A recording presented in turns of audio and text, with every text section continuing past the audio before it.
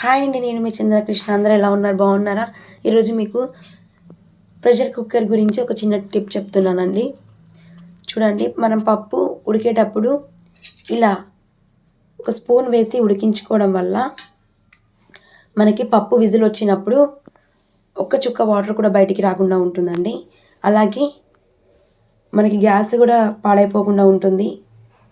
Wash చేసుకోవాల్సిన అవసరం లేదు గ్యాస్ని. మనం ఒక చుక్క ఇట్లా విజిల్ వచ్చినప్పుడు ఒక చుక్క వాటర్ కూడా పడకుండా ఉంటుందండి ఇట్లా విజిల్ వచ్చినప్పుడు. అలాగే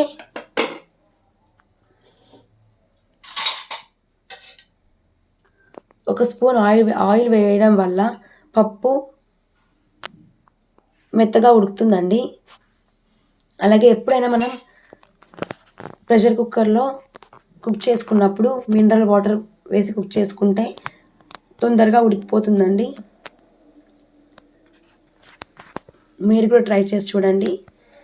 నా ఛానల్ని సబ్స్క్రైబ్ చేయండి, షేర్ చేయండి. Thank you for watching my video.